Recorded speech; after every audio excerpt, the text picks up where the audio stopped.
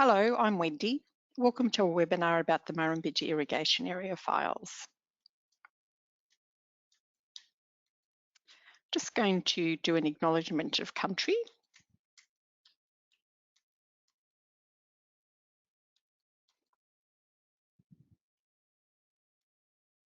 In the spirit of reconciliation, New South Wales State Archives acknowledges the traditional custodians of country throughout Australia and their connections to land, sea and community. We pay our respect to their elders past and present and extend that respect to all Aboriginal and Torres Strait Islander peoples today. The New South Wales Government established the Murrumbidgee Irrigation Area in 1906, and from 1909, water was supplied to it from the Burrinjuck Dam. The image that I've got up now is of the main canal bringing the water from Burrinjuck into the area being built. So the files concern all aspects of operation in the Murrumbidgee Irrigation Area, including inquiries from prospective settlers, naming and planning of towns, land resumptions, operation of factories, abattoirs and canneries, and soldier settlement. And they're a fascinating record of the history of this part of the Riverina. I think it can be difficult to understand from our perspective what a huge undertaking the MIA was and how much it changed part of New South Wales. So this is an extract from a map that we hold on a lantern slide, which was created by the New South Wales Intelligence Department and the Immigration and Tourist Bureau. So basically it's advertising material for this new venture. Can you spot what's missing on the map? There's no Leeton and there's no Griffith because those towns didn't exist at that time. And just to highlight that, this is extracts from the parish maps where Leeton is. So on the parish of Willenbog map for 1879, you can see portions 11 and 12 where I've put blue highlights. There's nothing there. That's just land held by Archibald Menzies and Thomas Nicol and James Douglas. And then parish maps are working maps, so they draw the changes onto the map as they happen. So the next map is from 1898, and all of the amendments that you can see on there, and just look how different the portions 11 and 12, again circled, are compared to 1879. So they drew on the changes of Leeton being created and the land being subdivided, and you can start to see the classic sort of circular design associated with that town before producing a new edition of the parish map in 1923. In its own words, the Murrumbidge Irrigation Act provided for the acquisition of land, the construction, use of roads, railways, tramways, works and improvements, for the constitution and managing of irrigation areas, for the supply of water, for levying rates and tolls, for making charges for water, drainage and improvements, for establishing and maintaining demonstration farms, and to constitute a trust to administer this act. Again, the image that we're looking at is, I think, a classic Murrumbidge Irrigation Area image. On the ridge, what you might see is fairly typical Australian vegetation. And then if you look beyond that onto the flat land, you're starting to see probably fruit trees being grown. It took dedicated bodies quite a few years to create the MIA, and many records were created too. The series we're talking about today, NRS 14511, Murrumbidgee Irrigation Area Files, contains over 9,000 files from the commencement of the Murrumbidgee Irrigation Trust in 1911 up into the 1950s. There is earlier material and some later material on the files as well. The breadth of these files is absolutely amazing. They document, in some cases in really minute detail, the start of the irrigation area and the towns associated with it, Leeton, Griffith and Yanco. We are very fortunate to have a volunteer program and have done since 2001, and our volunteers are wonderful, and a detailed listing of these files is just one of many jobs they've completed. So within days of the listing project starting, we learnt that a ganger is superior to a leading hand, tents are not considered suitable accommodation for lady teachers, and the whole world seemed interested in this massive project, including Ethel Turner, the author of 7 Little Australians, who visited the MIA. You just look, this is all I've done here. This is a screenshot from our website. typed in NRS 14511 to collection search, and this is the top 3 files that you returned out of the 9,186 results. And you could see there's quite a bit of diversity in the subject matter even there across the 1920s. So what we're going to do now is look at some extracts from these fabulous files. This is a really early letter from 13th of February 1911 from Neville J. Usher. He lived in the New Hebrides. Will you please supply me with all the particulars of the Burrinjuck Dam irrigation farm scheme? Originally, Burrinjuck Dam, as we know it now, was called Burrinjuck. I'm an Australian, have a wife and 2 children, and would like to return to New South Wales if I thought it possible to obtain land there. Are these farms to be thrown open for selection? And if so, would my personal attendance be necessary, or could I appoint an agent? What other lands are to be thrown open just now? It was a huge endeavour. They needed 10,000 lemon stalks just for the coming season. So the lemon stalks would be to, when he says work, I think he means graft orange and lemon trees onto them. But at times, particularly in the early years, it also just seems a little bit disorganised. So they need the 10,000 lemon stalks, but he's just heard, there might be some for sale at Kurrajong. So he's going to send up one of the inspectors, and then he could purchase them. And, oh, by the way, he'd require a return ticket from Pennant Hills to Richmond, and there might be some incidental expenses. There was a major camp for workers at North Yanco, and in the early period, there's a lot of description of the sanitary conditions. I think the conditions were pretty rough, and at times the need to get the job done overtakes public service niceties. I think this is one of the most amazing public service letters just about I've ever read.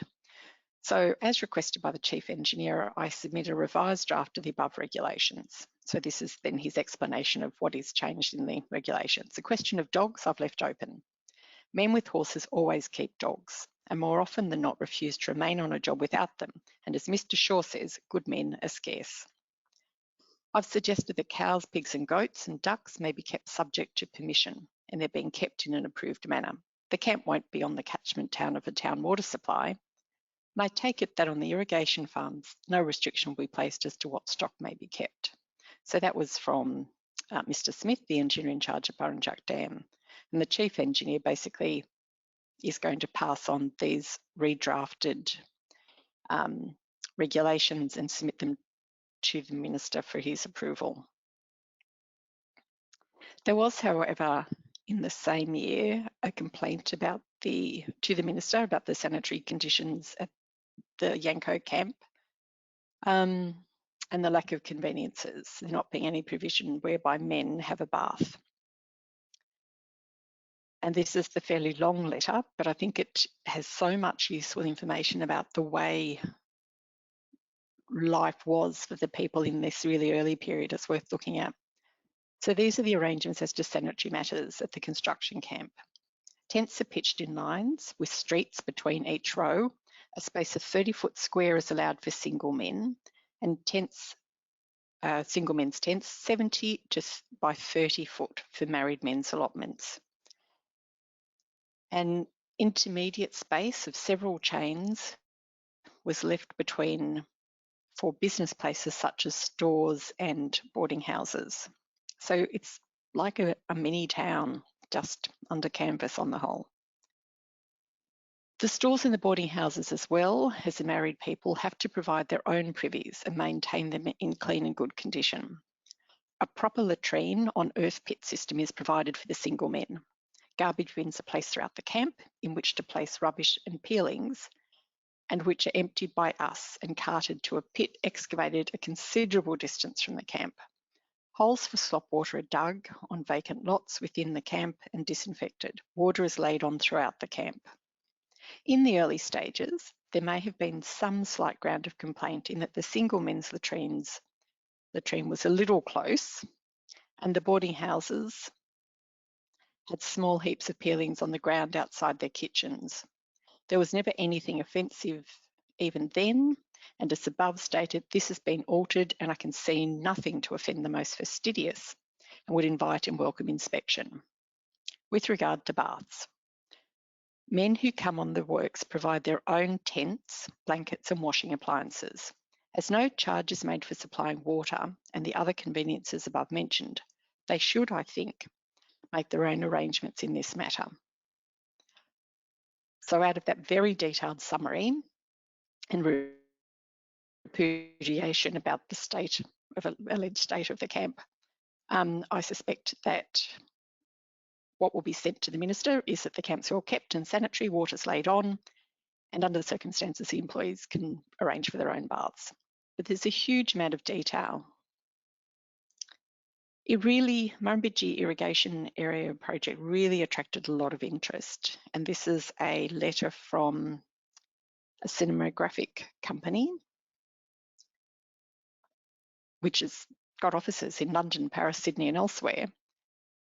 Would be greatly obliged if you could make it convenient to give him an appointment at your earliest convenience.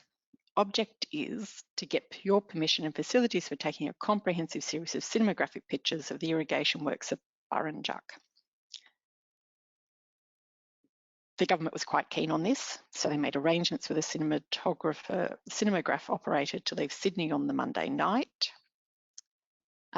He's going to be picked up at Grong and taken through by motor car, and then talking about the sorts of things that the Irrigation Trust are keen on having included in the film. So have maintenance men available for operating the structures so that the pictures will depict working conditions.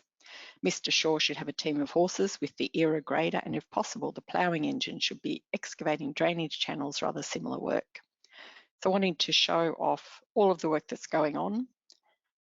And there was certainly a desire to advertise this project beyond Australia. So this is about the preparation of literature and advertising material for dissemination in the United Kingdom and the United States. And they're saying that that's pretty well advanced, except for the portion which will deal with land tenures. And sensibly, they've decided that they won't advertise the scheme until the time at which there's an Act of Parliament in force which will provide the conditions under which the land is to be disposed of. And that in the next 12 months, in any case, sufficient settlers will be obtained in the Commonwealth to occupy the lands.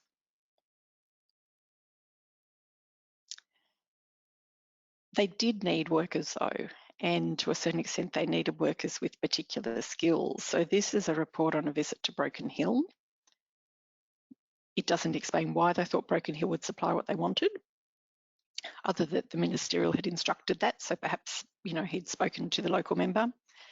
They arranged with the Mayor of Broken Hills to tell people that this representative was going to visit and to provide facilities. So they were given the council chamber and the Mayor's private room in order to meet the convenience of the men who, owing to the shift system of working in the mines, could not all be present at the same time. 4 separate meetings were held. From 60 to 80 men attended each meeting, so that's a lot of people over 4 meetings, and they all evinced a keen interest in the scheme. After the beginning address, then they interviewed the candidates. The conditions imposed were that those desirous of selection should be carpenters. Now, they could either be tradesmen or just rough carpenters, or men who are capable of performing pick and shovel and concrete work or accustomed to handling 2 or 3 horse teams.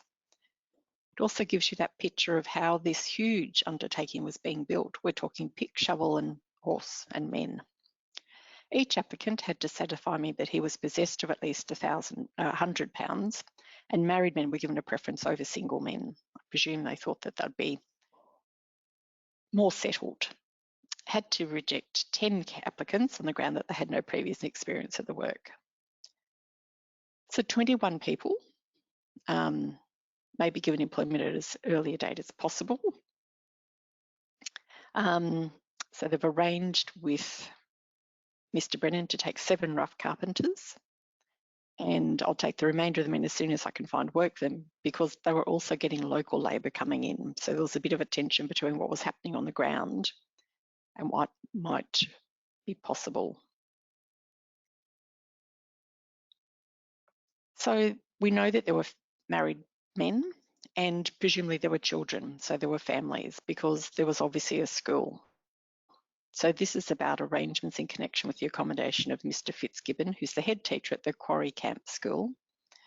Mr. Fitzgibbon at this point in 1912 is accommodated in the accommodation house, which is used to accommodate intending settlers on the Murrumbidgee Irrigation Farm. So you're seeing a bit of a hierarchy of who stays in the best accommodation. The rate of charge per week is 30 shillings. If the government, the department, so the Department of Education, that is, so desired, it can be arranged for Mr. Fitzgibbon to be supplied with a tent free of charge and meals at the accommodation house at the rate of 15 shillings per week. I suspect that Mr. Fitzgibbon probably ended up indeed in a tent. These files cover the time of both the First and Second World War, but the First World War in particular is hugely represented in all sorts of ways. So obviously if you're a settler on the MIA, this is from 1915, so quite early on in the war. If you're a settler, you had to reside on the land. So they obviously wanted people to get the land and then work the land and for it to be at that level. But obviously you couldn't reside on your land if you had volunteered for active military service in connection with the present European crisis. Just notice that terminology. It's obviously early and it's not by any means being considered possibly even a war. So in the case of all settlers, they decided joining the Commonwealth forces for active service, the condition of residence will be waived during the period of active service. And I think this is even more important, and that no corresponding addition will be made to the term of residence, which may be required to be fulfilled on settlers' holdings. And the concessions possible under the law will be extended in respect of other conditions attached to holdings. So then if settlers wanted to enlist, they needed to make a formal application to the manager. And then looking at another aspect of the war and the impact that it had. So this is from August 1918, and they've been obviously accepting applications to have shallow bores drilled for people on their land. And there's some concern that some may possibly be of enemy origin. So they've created a list of the applicants. They've marked those that they've already said that they'll accept. And now they're thinking, is it all right if we drill bores if these people are of enemy origin? So that's gone from the engineer for boring up to the second clerk who has discussed it with Mr. Jones of the Premier's Department. So Mr. Jones stated that Mr. Holman is the Premier of New South Wales and was the Premier throughout the whole of the First World War. When he directed the issue of the circular and previous circulars about the matter of preventing public monies passing into the hands of persons of enemy origin. So they've discussed this particular instance, and Mr. Jones is of the opinion that as far as the Premier's directions are concerned, no inquiries need be made in regard to applicants for shallow bores who may possibly be found on inquiry to be of enemy origin, seeing that the applicants pay for the work done and do not receive payment. So there's no problem. They're going to actually pay the government as opposed to the government paying them. And this is a list of applicants for shallow bores. So if you know much about New South Wales, you'll see that I think probably none of these places are actually in the Murrumbidgee Irrigation Area. But this is by 1918, and Burrinjuck Dam has a lot of water. And also the Murrumbidgee Irrigation Trust has probably morphed into the Water Conservation and Irrigation Commission. And it had responsibility for water across the whole of the state. And this could also be repurposing some of the machinery that was used in setting up the Murrumbidgee Irrigation Area. So it's a great source of information about people across that part of New South Wales. And yes, looking at the names, you can see why they might have thought that some of them could possibly have been of enemy origin. So even as late as 1923, and then this file is actually dated 1928, they're looking at bringing settlers in from Britain. And what they have here is that there is an agreement to for these settlers to have been assisted to come across from Britain. It gives you information. So H. Middleton arrived in June 1927 and at this point is gaining experience on the MIA areas before applying for a horticultural farm. H. Guns, now on an irrigation farm at Theodore, Queensland. E.A. Coldclew, I think it is, last reported by the manager Leighton to be on the MIA areas with a view to taking up a farm because he's been informed that he must have at least 6 months experience. And J. Payne is training at the Yanco Experiment Farm. There is a lot more information. It's not a huge file, but there's a lot more information about these individuals because they were wanting to be sure that there were suitable people to come in.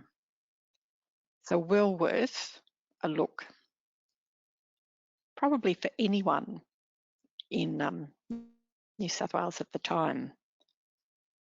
This is from 1925. So Baron de Obata obviously visited the MIA at Leeton and looking around considered that it might be possible to grow rice here. And so he's going to forward from Japan some rice for people to experiment with. Very interested in the matter, stating that it would give him great pleasure to assist in this direction. Perhaps the matter should be noted at head office, as some action may be taken by the Baron on his return to Sydney to further it through head office. And so they did. So Baron Obata did send through rice seed, and I confess that when I first saw the title Baron Obata rice, I thought that was a variety of rice, but it's possibly not.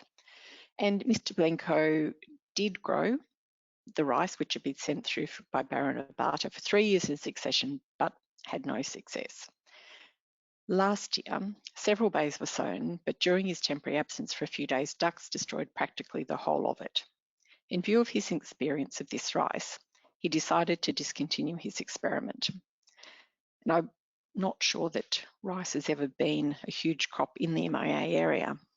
Whether that's for that reason, difficult to tell. This is from later again, from 1934, and the Methodist Church of Australasia is writing to the Secretary of the Water Conservation Irrigation Commission to invite the commissioners or representatives to the 21st anniversary of the opening of the first church on the irrigation areas, which will be celebrated on the 8th and 9th of April. So 21 years ago, they'd obviously opened a church in the MIA and are now having a celebration to mark that. And you can see that a variety of people, the official service at 11 AM on the 8th of April, and a public meeting, and inviting a number of dignitaries, and the Honourable R.J. Lee and Mr. Kessel will be staying at the Hydro, and of course the Hydro is still there and you can stay in Leeton. This is just a tiny, tiny sample of the MIA files. As I said, there's over 9,000 files. Many of them are quite small, like there may only be several pages, but the depth of information and detail about this really amazing time for all of New South Wales, but particularly for that part of New South Wales, is truly amazing. There was the Returned Soldiers Settlement Act passed in 1916. It also made changes to the Act relating to the Murrumbidgee Irrigation Area and to all other irrigation areas. So in essence, what appears to have happened is that the Water Conservation Irrigation Commission worked in parallel to the Department of Lands and Soldier Settlement, depending on where you wanted to settle or where land was available. So in RS 14511, the MIA files contains a huge amount of material about this. So I just did a search in collection search and typed in NRS 14511 and the word soldier and got over 500 files. This is again just a selection of the material that's here about all of the subjects across a range of years that was necessary. Railway concessions for returned soldiers in 1919, settlement of discharged soldiers in 1920, settlement of returned soldiers in 21, farms for discharged soldiers in 1919, sustenance allowance for returned soldiers in 1919, and soldier settlers requisitions for lorries. Again, it's a huge and parallel picture to the other soldier settlement material that we hold. And you can find that by looking on our website under Research A to Z under Soldier Settlement. So I hope you've enjoyed this look through this incredibly detailed and fascinating collection of files.